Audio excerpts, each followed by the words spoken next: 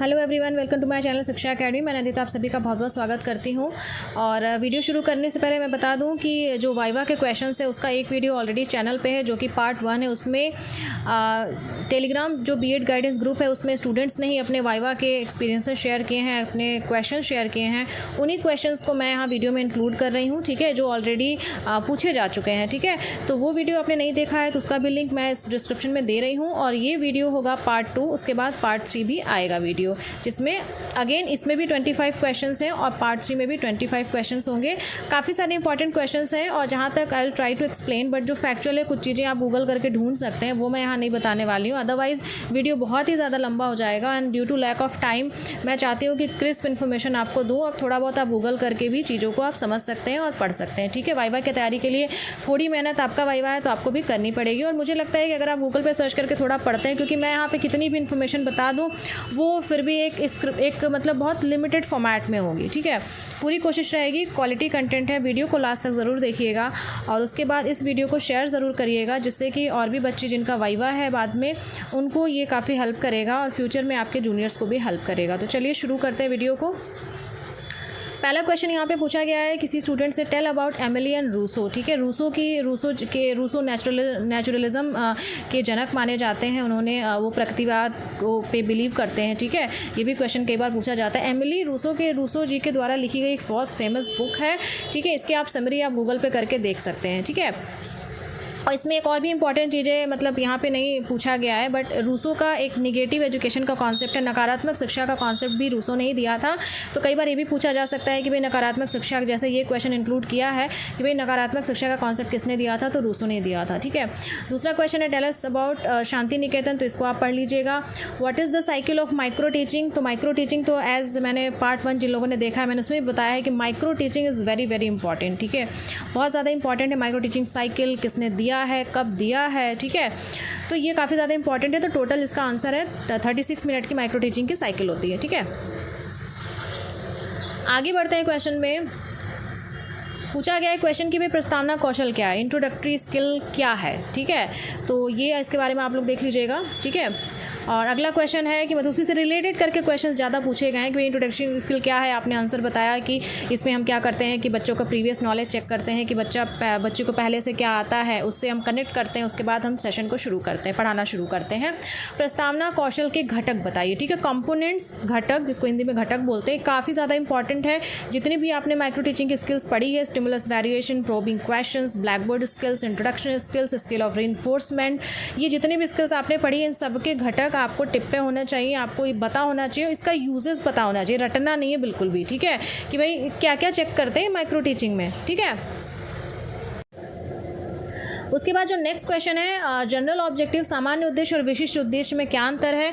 तो सबसे पहले तो ये क्वेश्चन आता है कि भाई आप लिखते कहाँ हैं, ये उद्देश्य कहाँ पे लिखते हैं। माइक्रो टीचिंग में तो बिल्कुल नहीं लिखते। जो मैक्रो टीचिंग है, जो इंटीग्रेटेड लेसन प्लान है, उसमें आप लिखते हैं जनरल ऑब्जेक्टिव, स्पेसिफिक ऑब्जेक्टिव। तो यहाँ पे मैं बताना चाहती हूँ कि देखिए जो जनरल ऑब्जेक्टिव होते हैं ना, वो हर सब्जेक्ट को पढ़ाते हैं, वो सब कॉमन होते हैं, जिसमें यह है कि बच्चों को इसमें इंटरेस्ट हो, ठीक है, बच्चों का ओवरऑल डेवलपमेंट हो, नॉलेज बढ़े। स्पेसिफिक ऑब्जेक्टिव में क्या होता है कि वो आपके उस पर्टिकुलर सब्जेक्ट से रिलेटेड होते हैं। जैसे आप मैथ्स पढ़ा रहे हैं तो मैथ्स से रिलेटेड स्पेसिफिक ऑब्जेक्टिव होगा, टॉपिक से रिलेटेड स्पेसिफिक आपका ऑब्जेक्टिव होगा। जैसे कोई टॉपिक पढ़ा रहे हैं कि भाई ये टॉपिक पढ़ने के बाद बच्चों को इन चीज़ों की जानकारी हो जाएगी, ठीक है। तो वो सब आपके स्पेसिफिक ऑब्जेक्टिव में आते हैं, ठीक है।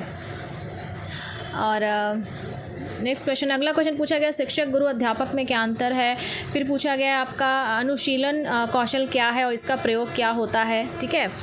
और अनुशीलन कौशल तथा बोधात्मक कौशल में क्या अंतर है।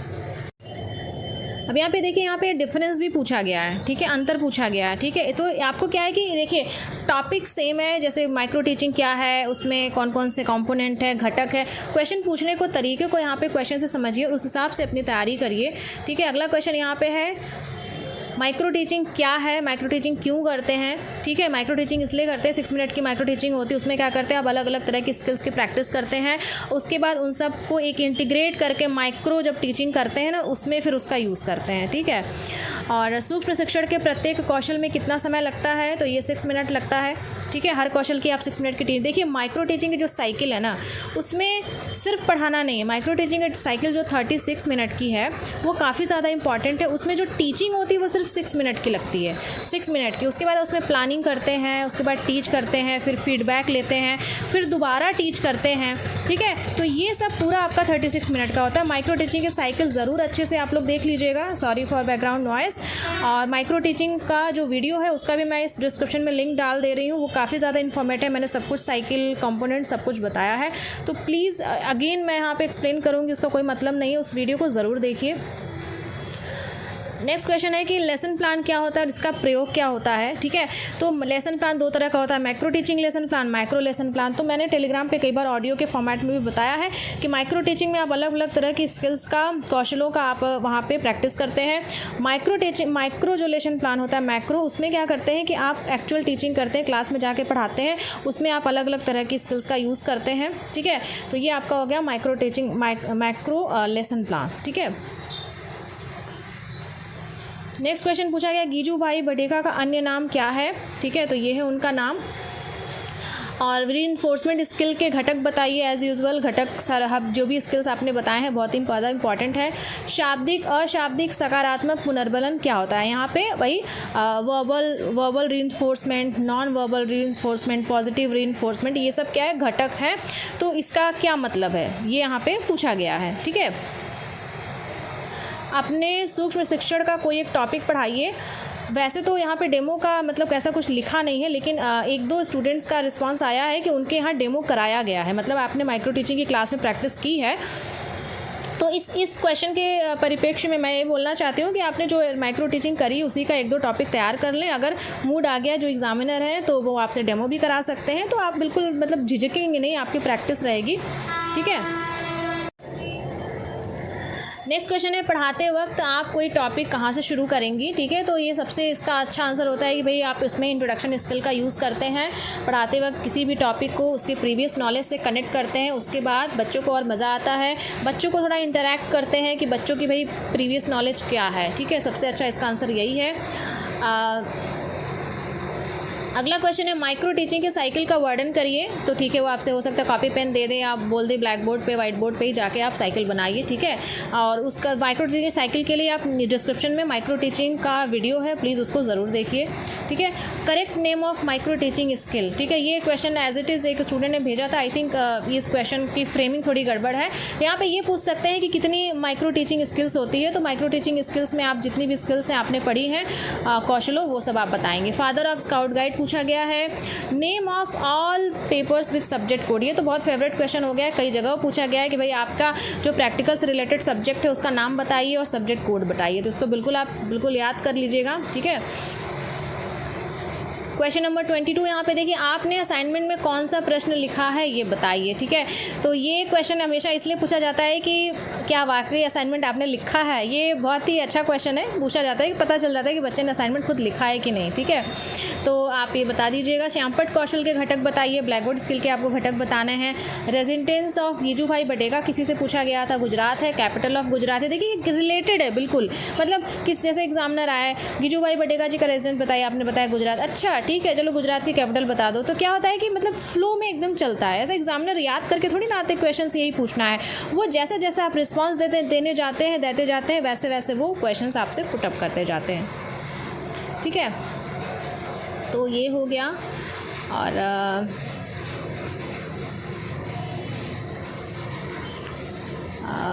फर्स्ट क्वेश्चन में काफ़ी बच्चों की डिमांड थी कि मैम इसमें आपने आंसर्स नहीं बताए हैं। देखिए आप लोग आंसर रटना नहीं है, ठीक है, उसमें टाइम नहीं था। और इनफैक्ट इसको भी मैं बहुत ज़्यादा एक्सप्लेन नहीं कर पा रही हूँ, रीज़न बीइंग कि मेरे पास टाइम कम है और इसलिए मैं अदरवाइज़ मैं स्लाइड बना के हर क्वेश्चन को एक्सप्लेन करती, वो बिल्कुल टाइम नहीं मिल रहा है।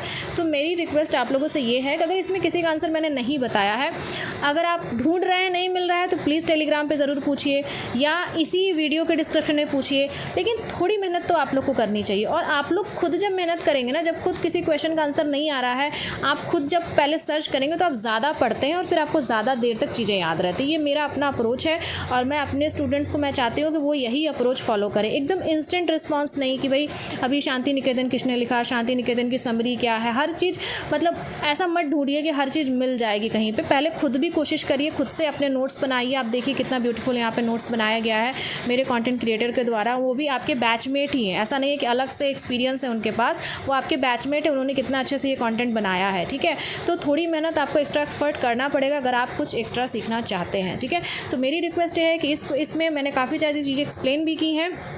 ठीक है, प्रिपरेशन का बहुत ज़्यादा टाइम मुझे नहीं मिल पाया, और जो भी अगर इसमें किसी भी क्वेश्चन का आपको आंसर नहीं आता है तो प्लीज़ या तो टेलीग्राम पे पूछिए या तो फिर आप इसी वीडियो के डिस्क्रिप्शन में मुझसे ज़रूर पूछिए। तो मिलते हैं फिर नेक्स्ट क्वेश्चन में अगेन 25 इंपॉर्टेंट वाइवा क्वेश्चन के साथ। और ये सारे क्वेश्चंस मैंने फ्रेम नहीं किए हैं, ये सारे क्वेश्चंस एग्जामिनर ने स्टूडेंट से ही पूछे हैं। ठीक है, तो इसलिए ये इंपॉर्टेंट है क्योंकि एग्जामिनर के माइंड में क्या क्या किस तरह के क्वेश्चन आते हैं, जितनी वैरायटी आपके पास होगी आप उतना ज़्यादा तैयार करके जाएंगे, आप उतना ज़्यादा कॉन्फिडेंट फील करेंगे कि चलो हम तो रेडी हैं भाई, कुछ भी आप पूछ लो हम तो बताएंगे।